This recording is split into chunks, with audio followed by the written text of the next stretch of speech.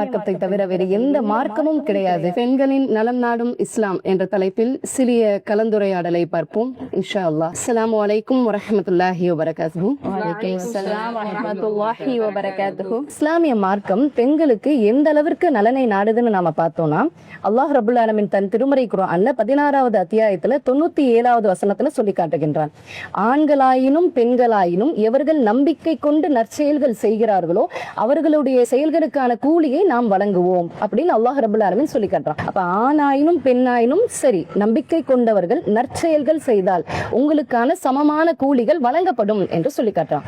இந்த உதாரணம் எதுக்கு நான் மேற்கோள் காட்டுறேன்னா, இன்றைக்கு பெரும்பான்மையான இடங்கள்ல சில இஸ்லாமிய சமுதாய மக்கள் கூட பெண்கள் பள்ளிவாசலுக்கு செல்லக்கூடாது, அவங்களுக்கு பள்ளிவாசலுக்கு செல்லக்கூடிய உரிமை கிடையாது, ஆண்கள் மட்டும்தான் பள்ளிவாசலுக்கு செல்லணும் அப்படிங்கிற ஒரு சில ரூல்ஸை இன்னைக்கு இஸ்லாமிய சமுதாயமே வச்சிருக்காங்க. அதை மாற்று மதத்தினர்களும் எப்படி புரிஞ்சுக்கிறாங்கன்னா, அப்ப பெண்கள் பள்ளிவாசலுக்கு செல்லக்கூடாது, அவங்களுக்கு அது இஸ்லாமிய மார்க்கம் தடை செய்யப்பட்டிருக்கு அப்படின்னு சொல்றாங்க. ஆனா அல்லாஹ் ரப்பல் ஆலமீன் என்ன சொல்லி காட்டுறான், ஆண்களாயினும் சரி பெண்களாயினும் சரி நம்பிக்கை கொண்டு நற்செயல்கள் செய்யக்கூடியவர்களுக்கு அவர்களுடைய செயல்களுக்கான கூலியை நாம் சமமாக வழங்குவோம் அப்படின்னு அல்லாஹ் ரப்பல் ஆலமீன் சொல்லி காட்டுகின்றான். இஸ்லாமிய மார்க்கம் பெண்களுக்கு இன்னும் என்னவெல்லாம் நலன்களை நாடுது அப்படிங்கறத நீங்க கொஞ்சம் சொல்றீங்களா? இந்த உலகத்திலே இறைவன் படைத்த அனைத்து உயிர் ஜீவராசிகளிலுமே ஜோடி ஜோடிகளாக அல்லாஹ் படைச்சிருக்கின்றான். அப்படி படைக்கப்பட்ட ஜீவராசிகளிலே மனித படைப்பை ஆண் பெண் என 2 ஜோடிகளாக அல்லாஹ் படைத்திருக்கின்றான். சூரா நஹ்லிலே 97வது வசனத்தை அல்லாஹ் தஆலா சொல்லி காட்டும் பொழுது, ஆணாக இருந்தாலும் பெண்ணாக இருந்தாலும் உங்களில் ஈமான் கொண்ட நிலையில் யார் நல்லறங்கள் புரிகிறார்களோ அவர்களுக்கு நல்ல வாழ்க்கையும் அவர்களுக்கு செயலுக்கேற்ற கூலியும் வழங்குவேன் என்று வல்ல ரஹ்மான் தனது திருமறையிலே சொல்லி காட்டுறோம். இதுதான் நமக்கு என்ன புரியுது, ஆணா இருந்தாலும் சரி பெண்ணா இருந்தாலும் சரி அல்லாஹ்விடத்திலேயே சிறந்த ஈமான் கொண்ட நிலையில் இறையச்சத்தில் அறிமுடையவர் யாரோ, நல்லறங்கள் யார் புரிவார்களோ அவர்களே அல்லாஹ்விடத்தில் சிறந்தவர்கள் அப்படின்னு இந்த வசனம் மூலம் நமக்கு தெளிவுகிறது. ஒரு பெண்ணுக்கு திருமணம் நிச்சயமானதும் முதலில் என்ன பேசப்படுகிறது? அந்த பெண்ணிற்கு நீங்கள் எத்தனை பவுன் நகை போடுவீர்கள், வரதட்சணையாக கார் தருவீர்களா, பணம் தருவீர்களா என்றுதான் முதலில் பேசப்படுகிறது. ஆனா நம்முடைய இஸ்லாமிய மார்க்கம் என்ன கூறுகிறது? ஒரு ஆண் மகன் ஒரு பெண்ணை திருமணம் செய்ய நினைத்தால் அந்த பெண்ணிற்கு உரித்தான மகர் எனும் மனக்கொடையை அளித்துதான் திருமணம் செய்ய வேண்டும். அந்த பெண்ணிடம் இருந்து எதையும் வரதட்சணையாக வாங்கக்கூடாது என்றுதான் நம்முடைய இஸ்லாமிய மார்க்கம் நமக்கு கூறுகிறது. இன்னும் பல இடங்கள் மகர் தொகை கொடுக்கிறார்கள். எப்படி கொடுக்கிறார்கள்? 1001 ரூபாய், 2001 ரூபாய், 3001 ரூபாய் என்று மகரை கொடுத்துவிட்டு அந்த பெண்களிடம் இருந்து ரூபாய் பணமும் கிட்டத்தட்ட 100 பவுன் நகையும் வரதட்சணையாக வாங்கக்கூடிய நிகழ்ச்சியும் பல இடங்களில் நடக்கின்றது. இன்னும் இந்த வரதட்சணை கொடுமை நம்ம தமிழ்நாட்டிலும் அதிகமாக நடக்கின்றது. சமீபத்தில் நடந்த ஒரு நிகழ்வு, கடந்த 2025ஆம் ஆண்டு ரிதன்யா என்ற இளம் பெண் வரதட்சணை கொடுமையால் மன அளவிலும் உடல் அளவிலும் பாதிக்கப்பட்டு துன்புறத்துக்கு உள்ளாக்கப்பட்டு மரணம் அடைந்தார். இந்த செய்தி தமிழ்நாட்டில் உள்ள ஒவ்வொரு மனதையும் வருடக்கூடிய ஒரு நிகழ்ச்சியாக இருந்தது. இப்படி ஒவ்வொரு மக்களும் எனது வரதட்சணை வாங்கக்கூடியவராகவும் வரதட்சணை கொடுக்கக்கூடிய இருக்கிறார்கள். ஆனால் மார்க்கம் இதை பற்றி நமக்கு என்ன சொல்கிறது? நீங்கள் ஒரு பெண்ணை திருமணம் செய்யும் போது அவர்களுக்கு உரித்தான மனக்கொடையை அளித்து நீங்கள் திருமணம் செய்யுங்கள். அவர்கள் அது மனமோது உங்களுக்கு தந்தால் அதிலிருந்து நீங்கள் தாராளமாக எடுத்து உண்ணுங்கள் என மார்க்கம் நமக்கு சொல்கிறது. இன்னும் இந்த வரதட்சணை கொடுமையால் பல குடும்பங்கள் தங்களுடைய குடும்பத்தை இழக்கக்கூடிய சூழ்நிலை ஏற்படுகிறது.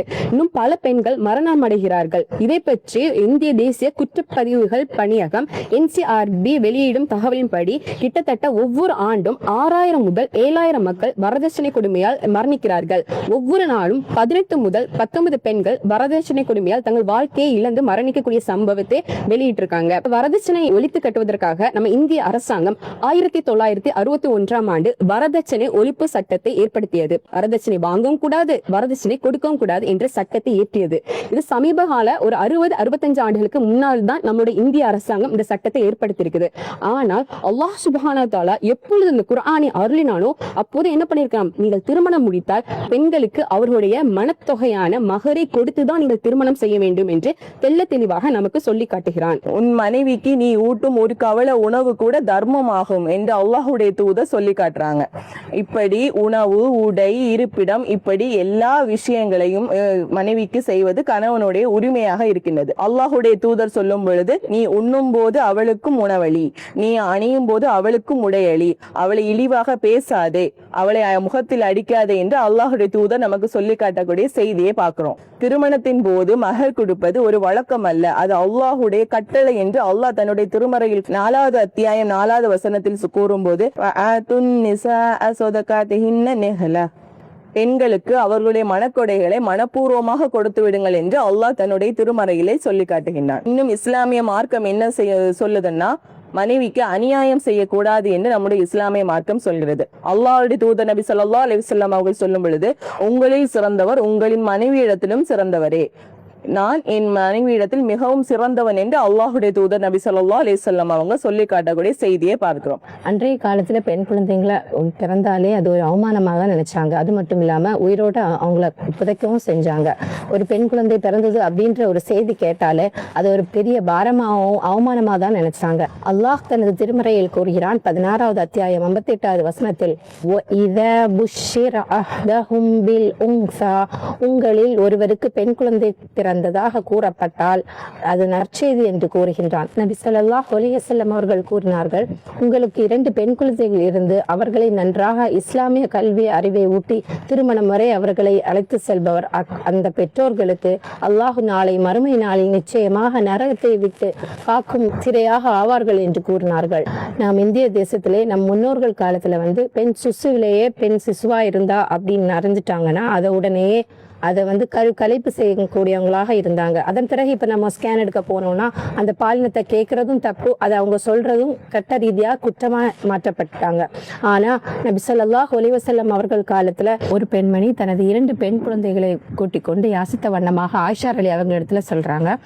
அவங்களிடத்துல பாத்தீங்கன்னா ஒரு பேரித்தம் பழக்கத்தை தவிர வேற எதுவும் அவங்களுக்கு கொடுப்பதற்கு இல்லை.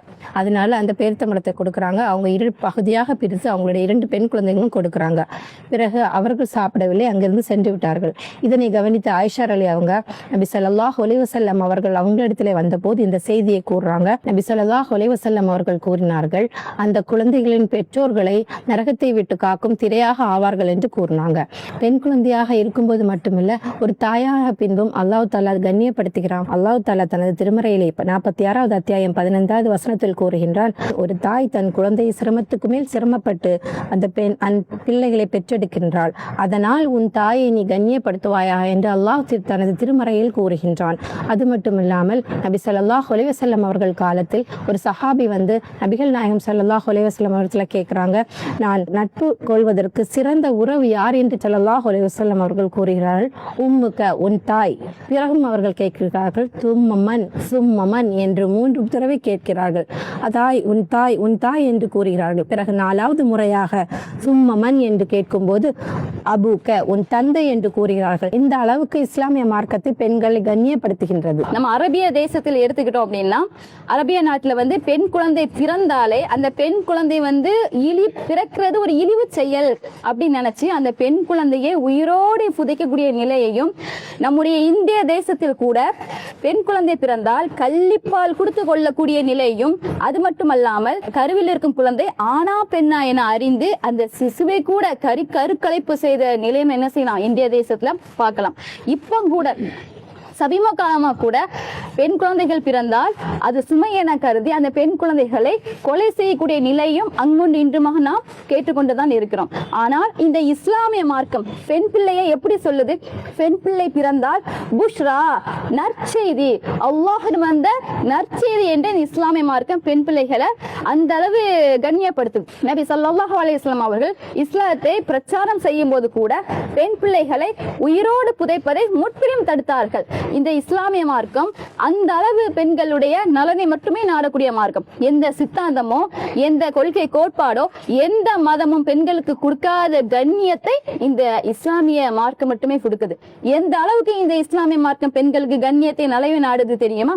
பெண்களுடைய கண்ணியம் பாதுகாப்பு, பெண் பிள்ளைகளின் உரிமை பாதுகாப்பு, கல்வி உரிமை, மனக்கொடை என்ன மகர் உரிமை, பெண்களுடைய திருமணம் சம்மத உரிமை, அது மட்டுமல்லாமல் விவாகரத்து சம்பந்தமான உரிமைகள் இன்னும் என்ன சொல்லலாம், சொல்லிட்டே போகலாம்.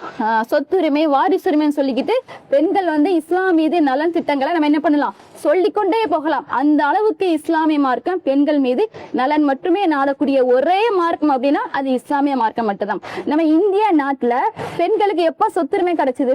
கிட்டத்தட்ட இந்தியா நாட்டிலே முதலாக கலைஞருடைய ஆட்சியில தான் 1989 ஆண்டுல தான் என்ன செய்யறாங்க, பெண்களுக்கு சொத்துல பங்கு கொள்ளக்கூடிய உரிமையை கொண்டு வராங்க. ஆனா நம்முடைய இந்த இஸ்லாமிய மார்க்கம் 1400 ஆண்டுகளுக்கு முன்னாடி பெண்களுக்கு சொத்தில் உரிமை இருக்கு, பங்கு இருக்கு அப்படின்னு நம்முடைய இஸ்லாமிய மார்க்கம் சொல்லி காட்டுது. முஹம்மது நபி ஸல்லல்லாஹு அலைஹி வஸல்லம் சொல்லி காட்டுறாங்க, ஒரு தந்தைக்கு எப்படி ஒரு ஆண் வாரிசு ஒரு பிள்ளையோ அதே மாதிரி தான் ஒரு பெண் பிள்ளையும் அந்த தந்தையுடைய மகள், அவருடைய வாரிசு. ஒரு தந்தையுடைய சொத்தில் எப்படி பெண் பிள்ளைக்கு பங்கு இருக்கின்றதோ, ஒரு கணவன் இருந்தாலும் ஒரு மனைவிக்கு அந்த சொத்துல பங்கு இருக்கு. அது மட்டும் இல்லாமல் ஒரு மகன் இறந்து தாய் இருந்தால் அந்த தாய்க்கும் அந்த சொத்துல பங்கு இருக்கு. அதே சமயம் ஒரு சகோதரனுக்கு வாரிசு இல்லைனா கூட அந்த சகோதரிக்கும் சொத்தில் பங்கு இருக்கிறது என்கிறது இஸ்லாம். அப்ப இந்த அளவுக்கு நலன் திட்டங்களை நம்ம என்ன செய்யலாம், சொல்லிக்கொண்டே போகலாம். ஒரு பெண் திருமணம் செய்வது அவளின் ஒரு நாள் நிகழ்ச்சி அல்ல, அந்த பெண்ணின் வாழ்நாள் பயணமாக இருக்கின்றது. ஒரு பெண் யாரை திருமணம் செய்ய வேண்டும், யாருடன் வாழ வேண்டும், அந்த ஆண்மகனின் குணம் என்ன, இறுதி வரைக்கும் அந்த ஆண்மகனோடு தான் வாழ வேண்டுமா, இது கருத்து சொல்லக்கூடிய உரிமை இஸ்லாம் பெண்ணிற்கு வழங்கி இருக்கின்றது. ஆனால் இன்றைய காலங்களில் பல இடங்களில் பெண்களின் சம்மதம் கேட்காமலும் பெற்றோர்கள் பார்த்த மாப்பிள்ளையை தான் திருமணம் செய்ய வேண்டும் என்ற கட்டாயத்தின் பேர் பெண்களுக்கு திருமணத்தை நடத்தி வைக்கிறார்கள். நபி ஸல்லல்லாஹு அலைஹி வஸல்லம் அவர்கள் சஹாபாக்கள் மத்தியில் உரையாடி கொண்டிருந்தார்கள். அப்போது சஹாபாக்களுடன் ரசூல் ஸல்லல்லாஹு அலைஹி வஸல்லம் அவங்க கேட்கிறாங்க, முன்னர் திருமணம் ஆன பெண்ணிடம் அவருடைய கருத்தை கேட்காமலும் கன்னி பெண்ணிடம் அவருடைய சம்மதத்தை கேட்காமலும் நீங்கள் திருமணம் நடத்தி வைக்காதீர்கள் என்று கூறினார்கள். அப்போது சஹாபாக்கள், யார சொல்லலாம், கன்னி பெண்ணின் சம்மதத்தை நாம் எவ்வாறு கேட்பது அப்படி கேட்கிறாங்க. ரசூல் ஸல்லல்லாஹு அலைஹி வஸல்லம் அவங்க சொல்றாங்க, ஒரு கன்னி பெண்ணின் சம்மதம் அந்த பெண் அமைதியாகவும் மௌனமாகவும் வெட்கப்பட்டு இருப்பதை நீங்கள் சம்மதமாக எடுத்துக்கொள்ளுங்கள் என்று ரசூல் ஸல்லல்லாஹு அலைஹி வஸல்லம் அவங்க கூறுகிறார்கள். இதை இன்னும் விரிவாக பார்த்தோமானால் நபி ஸல்லல்லாஹு அலைஹி வஸல்லம் அவர்களிடம் ஒரு பெண்மணி வருகிறார்கள். யார சொல்லலாம், என்னுடைய தாயும் தந்தையும் என்னுடைய சம்மதம் இன்றி எனக்கு திருமணத்தை நடத்தி வைத்து விட்டார்கள், இப்பொழுது நான் என்ன செய்ய வேண்டும் என்று கேட்கிறாங்க. அதுக்கு ரசூல் ஸல்லல்லாஹு அலைஹி வஸல்லம் அவங்க சொல்றாங்க, உனக்கு பிடிக்காமல் உன்னுடைய விருப்பம் இன்றி உன்னுடைய தாயும் தந்தையும் உனக்கு திருமணம் நடத்தி கொடுத்தால் அந்த திருமணத்தை நீ இப்போது ரத்து செய்து அதிலிருந்து நீ வெளிவரலாம் என்று நபி ஸல்லல்லாஹு அலைஹி வஸல்லம் அவங்க கூறுகிறார்கள். இந்த செய்தி புகாரில் 5136வது செய்தியாக பதிவு செய்யப்பட்டுள்ளது. அப்ப இதிலிருந்து நமக்கு தெளிவாக தெரிகிறது, ஒரு பெண்ணின் சம்மதம் இல்லாமல் அந்த பெண்ணுக்கு நாம் திருமணம் செய்து வைக்க கூடாது என்று. ஆனா இன்றைய சமுதாயத்தில் இந்த இஸ்லாமிய மார்க்கத்தில் கட்டவிழ்த்து படக்கூடிய மிக பெரிய பொய் பிரச்சாரம் என்ன, பெண்களை இஸ்லாம் அடிமைப்படுத்துகிறது அப்படின்னு சொல்லிட்டு சொல்றாங்க. அது மட்டும் இல்லாமல் பெண்களுக்கு எந்த உரிமையும் கொடுக்கறது இல்ல, மெயினா பெண்களுக்கு ஆடை சுதந்திரம் கொடுக்காமல் அவர்களை அடிமைப்படுத்துகிறது அப்படின்னு சொல்லக்கூடிய ஒரு செயலை என்ன செய்யறோம் நம்ம பார்க்கிறோம். ஆனா உண்மையிலேயே இந்த இஸ்லாமிய மார்க்கத்துல குர்ஆனிலோ அல்லது நபிகள் நாயகம் ஸல்லல்லாஹு அலைஹி வஸல்லம் அவர்களுடைய வாழ்க்கை வழியிலோ இதே மாதிரி பெண்களை அடிமைப்படுத்தக்கூடிய செயல் இருக்கா அப்படின்னு பார்த்தோம் அப்படின்னா நிச்சயமா என்ன செய்ய முடியாது, எந்த ஒரு செயலும் என்ன செய்ய முடியாது, பார்க்க முடியாது. அந்த அளவு இஸ்லாமிய மார்க்கம் பெண்களுக்கு நலனை மட்டுமே நாடக்கூடிய மார்க்கமாக இந்த இஸ்லாமிய மார்க்கம் இருக்குது. அல்லாஹ் தன்னுடைய திருமறையிலே 4வது அத்தியாயம் 19வது வசனத்திலே சொல்லும் பொழுது,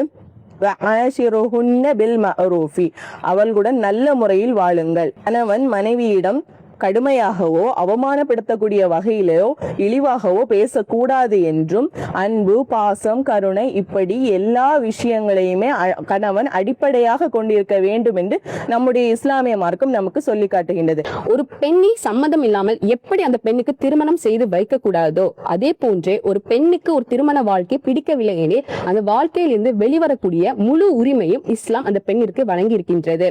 இன்றைய சமூகங்களில் பல இடங்களில் பெண்கள் எனது கணவன் கட்டுப்பாட்டில் தான் இருக்க வேண்டும், பெண்களுக்கு எந்த ஒரு உரிமையும் கிடையாது, ஒரு கணவன் குடித்து விட்டு வந்தாலும் சரி, அந்த பெண்ணை அடித்து கொடுமைப்படுத்தினாலும் சரி, செலவுக்கு பணம் கொடுக்காமல் இருந்தாலும் சரி, அந்த பெண்ணை என்ன செய்தாலும் சரி, அந்த கணவனுடன் கட்டுப்பாட்டில் தான் வாழ வேண்டும் என்று பல இடங்களில் இருக்கின்றது. ஆனால் நம்முடைய இஸ்லாமிய மார்க்கம் அப்படி நமக்கு கூறவில்லை. ஒரு பெண்ணுக்கு அவருடைய திருமண வாழ்க்கை பிடிக்கவில்லை எனில் அதை வெளிவரக்கூடிய முழு உரிமை நம்முடைய இஸ்லாம் வழங்கி இருக்கின்றது. ஒரு பெண் அவள் கணவனிற்கு வாழ பிடிக்கவில்லை எனில் அதிலிருந்து அவள் ஹுலா என்று சொல்லக்கூடிய விவாகரத்து பெற்று வெளியே வெளிவரலாம். அவள் திருமணத்தின் போது வாங்குகின்ற மணக்குடையை திருப்பி அந்த கணவனிடம் ஒப்படைத்து விட்டு அந்த வாழ்க்கையை விட்டு வெளியே வந்து 1 மாத காலம் மட்டும் இத்தா இருக்க வேண்டும். இந்த உரிமை இஸ்லாம் பெண்ணிற்கு சிறப்பித்து வழங்கியிருக்கின்றது. ஒரு திருமண வாழ்க்கையை கணவன் மனைவி இடையே பிரச்சனை ஏற்பட்டால் அவர்களுக்கு உபதேசம் மட்டுமே செய்ய வேண்டுமே தவிர அவர்களுக்கு கட்டாயப்படுத்தக்கூடாது. நீங்கள் இருவரும் பிரிந்து விடுங்கள் என்று கட்டாயப்படுத்தக்கூடாது. இதை பற்றி விரிவாக பார்க்குமானால் நபி ஸல்லல்லாஹு அலைஹி வஸல்லம் அவங்களோட காலத்துல ஆயிஷா ரலியல்லாஹு அன்ஹா அவங்களுடைய அடிமை பெண்மணி பரீரா அவங்க என்ன பண்றாங்கன்னா அவங்க கணவனோட பிரிந்து இருக்கிறாங்க. அப்ப ரசூல் ஸல்லல்லாஹு அலைஹி வஸல்லம் என்ன பண்றாங்க, பரீராவே நீங்க ஏன் உங்க கணவன் கூட சேர மாட்டீங்க, அவங்க கூட சேர்ந்து வாழ வேண்டியதானே, சும்மா உபதேசம் மட்டுமே பண்றாங்களே தவிர அவங்களோட பிரச்சனை டீட்டெயிலாக கேட்டு அவங்களுக்கு வந்து கட்டாயப்படுத்தவில்லை. இதுல இருந்து நமக்கு என்ன தெரிகிறது, ஒரு இஸ்லாமிய மார்க்கம் ஒரு திருமணத்தில் கூட ஒரு ஆண் மகனை தேர்ந்தெடுக்கிற உரிமை கொடுக்கின்றது, மகர் எனும் மனக்குடைய வாங்கக்கூடிய உரிமை கொடுக்கின்றது, ஒரு வாழ்க்கையை நமக்கு பிடிக்கவில்லை எனில் விவாகரத்து பெறக்கூடிய உரிமை கூட கொடுக்கின்றது. அடுத்ததாக இஸ்லாமிய மார்க்கம் என்ன சொல்லுதுன்னா, மனைவிக்கு மார்க்க கல்வியை கற்றுக் கொடுக்க வேண்டும். ஒரு குடும்பம் அல்லாஹ்வை வணங்கக்கூடிய குடும்பமாக இருக்க வேண்டும் என்று சொன்னால் அந்த மனைவிக்கு இஸ்லாமிய அறிவு கிடைக்க வேண்டும். இறை நம்பிக்கை கொண்டோரே, உங்களையும் உங்கள் குடும்பத்தாரையும் நரக நெருப்பிலிருந்து பாதுகாத்துக் கொள்ளுங்கள். அதே போல இஸ்லாம் என்ன சொல்லுதுன்னா, குடும்ப வாழ்க்கை என்பது அதிகாரம் செலுத்துவதற்கானது மட்டுமல்ல, அல்லாஹுடைய திருப்தியை பெறுவதற்காக அப்படின்னு சொல்லிட்டு இஸ்லாம் நமக்கு சொல்லி காட்டுகின்றது. இப்படி மனைவியினுடைய நலன்களை பற்றி நம்முடைய இஸ்லாமிய மார்க்கம் அதிகமாக வலியுறுத்தி சொல்வதை நாம பார்க்கிறோம். முந்தைய காலகட்டத்துல பெண்களை எப்படி நடத்துனாங்கன்னு சொன்னீங்கன்னா, பெண்களுக்கு இயற்கையாக ஏற்படக்கூடிய ஒரு மாதவிடாய் போக்கு, சரிங்களா? இன்றைய காலத்திலும் சில சமூகத்துல சில இடங்கள்ல இன்னும் கிராமப்புறமான இடங்கள்ல எல்லாம் நாம பார்க்கலாம். பெண்களுக்கு மாதவிடாய் ஏற்பட்டுருச்சுன்னு சொன்னா அவங்களை எப்படி இழிவாக நடத்தக்கூடிய ஒரு நிலையை நாம பார்க்கலாம். சமூக வலைத்தளங்கள்ல கூட சில 2-3 ஆண்டுகளுக்கு முன்னாடி கூட அந்த நிகழ்வை நாம பார்க்கக்கூடிய சூழல் இருக்கு. எப்படி பெண்களுக்கு மாத சுழற்சி, அந்த மாத சுழற்சியை இன்றைக்கு நவீன உலகம் என்ன சொல்லுதுன்னா, பெண்களுக்கு இயற்கையாக 28 நாட்களுக்கு ஒரு முறை அந்த மாத சுழற்சி ஏற்பட்டே ஆகணும். அப்பதான் பெண் என்பவள் ஒரு தாய், ஒரு கரு உருவாகுவதற்கு, ஒரு பெண்மை அடைவதற்கு மிக இறைவன் கொடுத்த ஒரு வரம் அப்படின்னு சொல்லக்கூடிய இன்றைக்கு நவீன உலகமும் அதை ஒத்துக்கொள்ளுது. ஆனாலும் இன்றைக்கு சில சமுதாயத்தை சார்ந்தவர்கள் என்ன செய்யறாங்கன்னா, மாதவிடாய் ஏற்பட்ட நிலையில அந்த பெண்களை ஒதுக்கி வைக்கக்கூடியவர்களாக இருக்காங்க. அந்த வீட்டை விட்டு அவர்களை தனியாக ஒதுக்கி வைக்கக்கூடியவர்களாகவும், அவங்க காலையில எந்திரிச்சதுமே அவங்க சமையல் அறைக்குள்ள வரக்கூடாது, வீட்டுக்குள்ள வரக்கூடாது, அவங்களுக்கு என்ன தனி படுக்கையையும் அவர்களுக்கு என்ன தனி பாத்திரங்களையும் அவர்களுக்கென்ற தனி உணவையும் ஒட்டுமொத்தமா அந்த பெண்களை நிராகரிக்கக்கூடியவர்களாக அவர்களை ஏற்கனவே அவர்கள் உடலால பாதிப்படைஞ்சு இருக்காங்க. ஆனால் மேற்கொண்டு அவர்களுடைய உள்ளத்தால் பாதிப்படைய செய்யக்கூடிய சில நிகழ்வுகள் இன்றைக்கும் பெரும்பான்மையான இடங்கள்ல நடக்கப்படுது. சூரா பக்கரால 222வது வசனத்துல சொல்லி காட்டுறான், நபியே மாதவிடாய் குறித்து அவர்கள் உம்மிடத்தில் கேட்கிறார்கள், நீங்கள் சொல்லுங்கள், அவர்களுக்கு இந்த மாதவிடாய் என்பது பெண்களுக்கு ஏற்படக்கூடிய ஒரு உடல் உபாதை, ஒரு அசௌகரியம், அந்த நேரங்களில் நீங்கள் அவர்களை சிரமப்படுத்தாதீர்கள், அவர்களை விட்டு விடுங்கள் என்று அல்லாஹ் ரப்புல் ஆலமீன் சொல்லி காட்டுறான். அப்ப இஸ்லாமிய மார்க்கம் பெண்களுக்கு எந்த அளவுக்கு நலன நாடுதுன்னு பாத்தீங்களா? பெண்களுக்கு இயற்கையாக ஏற்படக்கூடிய ஒரு மாத சுழற்சி, அந்த நேரத்துல அவங்களை நீங்க சிரமப்படுத்தாதீங்க, கஷ்டப்படுத்தாதீங்க, சங்கடப்படுத்தாதீங்கன்னு மார்க்கம் சொல்லி காட்டுது. மேலும் அல்லாஹ்வின் தூதர் ரசூல் ஸல்லல்லாஹு அலைஹி வஸல்லம் அவங்க சொல்றாங்க, ஆயிஷா ரலி அறிவிக்கக்கூடிய ஒரு செய்தி புகாரியில 295வது ஹதீஸாக பதிவு செய்யப்படுது. ஆயிஷா ரலி அவங்க சொல்றாங்க, நான் மாதவிடாயான நிலையில இருக்கும்போது அல்லாஹ்வின் தூதர் ரசூல் ஸல்லல்லாஹு அலைஹி வஸல்லம் என்னுடைய மடியில படுத்து உறங்கக்கூடியவர்களா இருப்பாங்க, நான் அவங்களுக்கு தலைவாரி விடக்கூடியவளா இருந்திருக்கேன். மேலும் இன்னொரு செய்தியில என்ன சொல்றாங்கன்னா, அல்லாஹ்வின் தூதர் ரசூல் ஸல்லல்லாஹு அலைஹி வஸல்லம் நான் மாதவிடாயான நிலையில இருக்கும் பொழுது அல்லாஹ்வின் தூதர் என்னுடைய மடியில படுத்து திருமறை குர்ஆனை ஓதக்கூடியவர்களாக இருந்தாங்க அப்படின்னு கூட ஆயிஷா ரலி அவங்க சொல்லக்கூடிய செய்தியை நம்ம பார்க்கலாம். மேலும் அல்லாஹ்வின் தூதர் ரசூல் ஸல்லல்லாஹு அலைஹி வஸல்லம் அவங்க ஒரு நாள் பள்ளியில இருக்காங்க. அதாவது ஆயிஷா ரலி அவர்களுடைய வீடும் பள்ளியும் அருகருகே இருக்கும். அப்ப அல்லாஹ்வின் தூதர் அவர்கள் பள்ளியில இருந்துட்டு ஆயிஷா ரலி அவர்களிடத்துல தொழுகை விரிப்பை எடுத்து கேட்கிறாங்க. அப்ப ஆயிஷா ரலி அவங்க சொல்றாங்க, அல்லாஹ்வுடைய தூதரே, நான் மாதவிடாய் ஏற்பட்ட நிலையில இருக்கேன், என்னால எப்படி தொழுகை விரிப்பை எடுத்து தர முடியும் அப்படின்னு கேட்கிறாங்க. அதற்கு அல்லாஹ்வின் தூதர் ரசூல் ஸல்லல்லாஹு அலைஹி வஸல்லம் அவங்க சொல்றாங்க, மாதவிடாய் என்ன உன்னுடைய கைகளில ஒட்டிட்டு இருக்கு, அது பெண்களுக்கு இயற்கையாக ஏற்படக்கூடிய ஒரு அசௌகரியம் தானே, இதுல என்ன பிரச்சனை இருக்கு, அதுல எந்த பிரச்சனையும் இல்லை, நீ அந்த தொழுகை விரிப்பை எடுத்துட்டா அப்படின்னு அல்லாஹ்வின் தூதர் சொல்றாங்க. அப்ப இந்த இஸ்லாமிய மார்க்கம் பெண்களுக்கு எந்த அளவுக்கு நலன நாடுன்னு பாத்தீங்களா?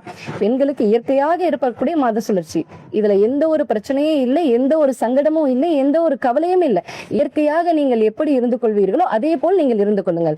மேலும் புகாரில 971வது ஹதீஸா பதிவு செய்யப்படுது. உம்மு அதியான்னு சொல்லக்கூடிய ஒரு சஹாபிய பெண்மணி அவங்க என்ன சொல்றாங்கன்னா, இரு பெருநாள் தொழுகை தொழுகையின் போதும் அல்லாஹ்வின் தூதர் ரசூல் ஸல்லல்லாஹு அலைஹி வஸல்லம் அவர்கள் எங்களை மாதவிடாய் ஏற்பட்டிருக்கக்கூடிய பெண்கள் கூட நீங்க அந்த பெருநாள் திடலுக்கு வாங்க அப்படின்னு நாங்க கட்டளையிடப்பட்டிருக்கிறோம். அதனால பெருநாள் தொழுகையின் போது கூட அந்த திடலுக்கு மாதவிடாய் பெண்கள் செல்லக்கூடியவர்களாக இருப்போம். மேலும் ஆண்கள் முன்னாடி நின்று தொழக்கூடியவர்களாகவும் பெண்கள் பின்னாடி இருந்து தொழக்கூடியவர்களாகவும் இருப்பார்கள்.